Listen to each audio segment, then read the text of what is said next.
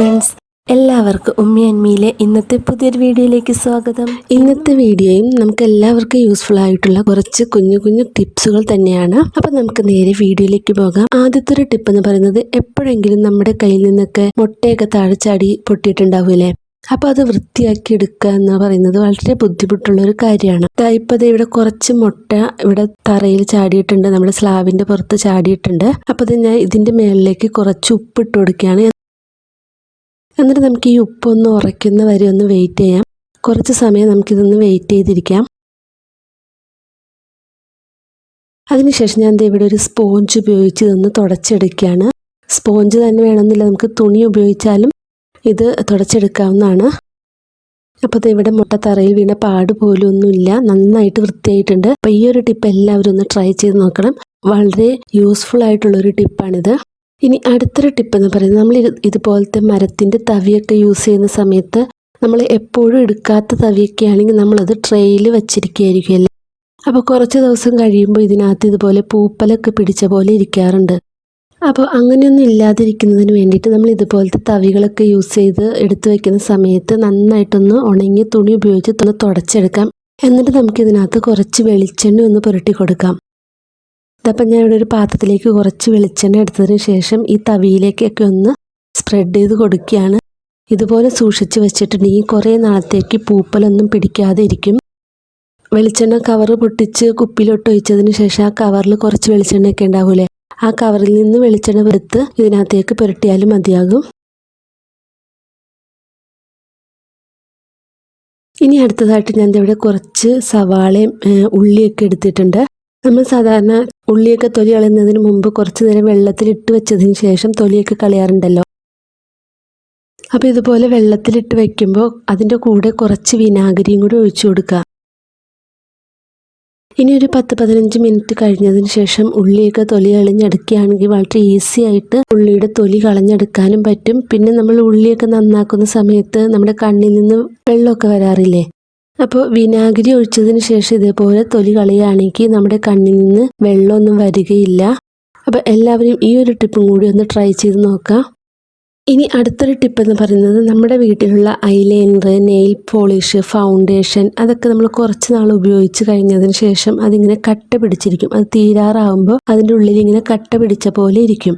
അപ്പോൾ നമ്മളത് കളയാണ് പതിവ്. ഇനി അങ്ങനെ കളയേണ്ട കാര്യമില്ല, നമുക്ക് ഒരു ട്രിക്ക് ഉപയോഗിക്കാം. അപ്പോൾ എൻ്റെ കയ്യിൽ ഇപ്പോൾ നെയിൽ പോളിഷോ ഫൗണ്ടേഷനോ ഒന്നും ഇല്ലാത്ത കാരണം ഞാൻ ഇവിടെ ഐലൈനറാണ് എടുത്തിരിക്കുന്നത്. തീരാറായ ഒരു ഐലൈനറാണ്. പെട്ടെന്ന് എവിടെയെങ്കിലും പോകുന്ന സമയത്ത് ഐലൈനർ ഒന്നും ഇല്ലെങ്കിൽ ഈ ഒരു ട്രിക്ക് നമുക്ക് യൂസ് ചെയ്യാം.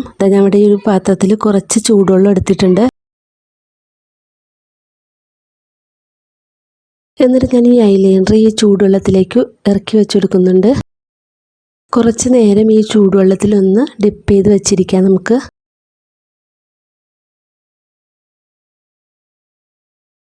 എന്നിട്ട് കുറച്ച് നേരം ഒന്ന് കഴിയുമ്പോൾ നമുക്കിതൊന്ന് എടുത്ത് നോക്കാം.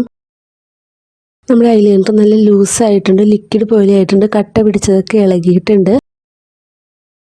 അപ്പോൾ നമുക്ക് ഇനി മുതൽ കട്ട പിടിച്ചിരിക്കുന്ന ഐലൈനറോ നെയിൽ പോളിഷോ ഒന്നും കളയേണ്ട കാര്യമില്ല. ഇതുപോലെ ചെയ്തെടുക്കാം. നമുക്ക് കുറച്ച് നാളും കൂടി അത് യൂസ് ചെയ്യാൻ പറ്റും. ഈ ഒരു ടിപ്പ് എല്ലാവർക്കും യൂസ്ഫുൾ ആയി എന്ന് വിചാരിക്കുന്നു. യൂസ്ഫുൾ ആയി എങ്കിൽ നമ്മുടെ വീഡിയോ ഒന്ന് ലൈക്ക് ചെയ്യുകയും ഫ്രണ്ട്സിനൊക്കെ ഒന്ന് ഷെയർ ചെയ്ത് കൊടുക്കുകയും ചെയ്യണേ.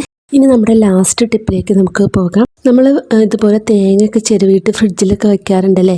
അപ്പോൾ ഇതുപോലെ നമ്മൾ ഒരാഴ്ചയൊക്കെ ഫ്രിഡ്ജിൽ തേങ്ങ സൂക്ഷിച്ച് വെക്കുകയാണെങ്കിൽ അത് പിന്നീട് എടുക്കുന്ന സമയത്ത് നല്ല കട്ട കെട്ടിയിട്ടുണ്ടാവും അല്ലേ. അപ്പോൾ നമുക്കത് ഉപയോഗിക്കാൻ വേണ്ടിയിട്ട് ഒന്നെങ്കിൽ ഓവനിൽ വെച്ച് ചൂടാക്കണം, അല്ലെങ്കിൽ ആവി കയറ്റണം, അതല്ലെങ്കിൽ കുറച്ച് നേരത്തെ മുമ്പ് ഫ്രിഡ്ജിൽ നിന്ന് എടുത്ത് പുറത്തിറക്കി വെക്കണം. അങ്ങനെയൊക്കെ ചെയ്താൽ നമുക്ക് ഈ ഒരു തേങ്ങ യൂസ് ചെയ്യാൻ പറ്റുള്ളൂ. അപ്പോൾ ആ പ്രശ്നമൊന്നും ഇല്ലാതിരിക്കുന്നതിന് വേണ്ടിയിട്ട് ഞാനൊരു ടിപ്പ് പറയാം. അപ്പോൾ നമ്മൾ തേങ്ങ ചെരുവി വെച്ചതുപോലെ തന്നെ വേറിട്ട് കിട്ടുന്നതിനായിട്ടുള്ള ഒരു കിടിലൻ ടിപ്പാണിത്. ഇവിടെ 2 രീതി, നമ്മൾ സാധാരണ ചെയ്യുന്ന രീതിയിലും അതല്ലാതെ ഈ ഒരു ടിപ്പ് ഉപയോഗിച്ച് ചെയ്യുന്ന രീതി ഞാൻ ഇവിടെ കാണിച്ചു തരുന്നുണ്ട്. ഫസ്റ്റ് നമ്മൾ സാധാരണ എങ്ങനെയാണ് തേങ്ങ ചെരുവിയിട്ട് ഫ്രിഡ്ജിൽ വെക്കുന്നത് അതുപോലെ ചെയ്യുകയാണ്. ഈ ഒരു പാത്രത്തിലേക്ക് കുറച്ച് തേങ്ങ ഇങ്ങനെ ഇട്ട് കൊടുക്കുകയാണ്. പാത്രമൊക്കെ നല്ല ഉണങ്ങിയിരിക്കണം കേട്ടോ, വെള്ളമൊന്നും ഉണ്ടാവരുത്. ഞാൻ ഇവിടെ ഒരു സ്റ്റീലിൻ്റെ പാത്രം എടുത്തിട്ടുണ്ട്. ആ പാത്രത്തിലേക്ക് ഞാൻ ഈ തേങ്ങ ഇങ്ങനെ വിതറി ഇട്ട് കൊടുക്കുകയാണ്. കട്ടിയായിട്ട് വിതറി ഇട്ട് കൊടുക്കരുത്, ഇതുപോലെ ജസ്റ്റ് ഒന്ന് വിതറി ഇട്ട് കൊടുക്കാൻ പാടുള്ളൂ. സ്റ്റീലിൻ്റെ പ്ലേറ്റ് എടുക്കുന്നതായിരിക്കും നല്ലത്. ഞാനിപ്പോൾ 2 സ്റ്റീലിൻ്റെ പ്ലേറ്റിലാണ് ഇതുപോലെ നിരത്തി ഇട്ട് കൊടുത്തിരിക്കുന്നത്. നമ്മൾ ഫ്രീസറിലിട്ട് വെച്ച് കൊടുക്കുകയാണ്. ഒരു 4-5 മിനിറ്റ് നേരം മാത്രം ഇത് ഫ്രീസറിൽ വെച്ച് കൊടുത്താൽ മതി. ഫ്രീസറിൽ സ്ഥലം ഉണ്ടെങ്കിൽ 2-3 സ്റ്റീലിൻ്റെ പ്ലേറ്റിൽ ഇതേപോലെ തേങ്ങ നിരത്തി ഫ്രീസറിൽ വെച്ച് കൊടുക്കാവുന്നതാണ് കേട്ടോ. പെട്ടെന്ന് തന്നെ നമ്മുടെ പണിയൊക്കെ കഴിയും. ഇത് ഞാൻ ഫ്രീസറിൽ വെച്ചിട്ട് ഒരു 5 മിനിറ്റ് കഴിഞ്ഞതിന് ശേഷം ഇത് എടുത്ത് നോക്കിയാണ്. അപ്പോൾ ഇത് ചെറുതായിട്ടൊന്ന് തണുത്ത് വന്നിട്ടുണ്ട്. അപ്പോൾ ഇത് നമുക്ക് പെട്ടെന്ന് തന്നെ ഒരു ബോക്സിലാക്കി വെക്കാം. നമ്മൾ ഫ്രിഡ്ജിൽ നിന്ന് എടുത്ത ഉടനെ തന്നെ ഇതിൻ്റെ തണുപ്പ് മാറുന്നതിന് മുമ്പ് നമ്മൾ ബോക്സിലാക്കി വെക്കണം കേട്ടോ. നല്ല ഉണങ്ങിയ ബോക്സ് വേണം കേട്ടോ എടുക്കാൻ. വെള്ളത്തിൻ്റെ അംശമൊന്നും ഒട്ടുണ്ടാവരുത്. ഇനി നമ്മൾ ഫ്രിഡ്ജിൽ വെച്ച് തണുപ്പിച്ച ആ തേങ്ങ ഈ ഒരു ബോക്സിലേക്ക് ഇട്ട് കൊടുക്കുകയാണ്. ഞാനിവിടെ 2 ബോക്സിലാക്കിയിട്ടാണ് വെച്ച് കൊടുക്കുന്നത്.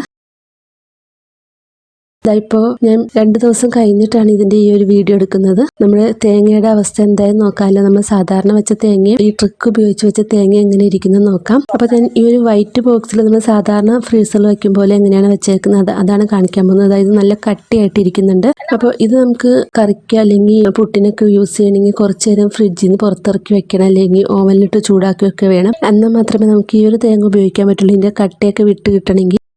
അപ്പോൾ നമ്മൾ മറ്റേ ബോക്സിൽ തേങ്ങയൊക്കെ നോക്കാം.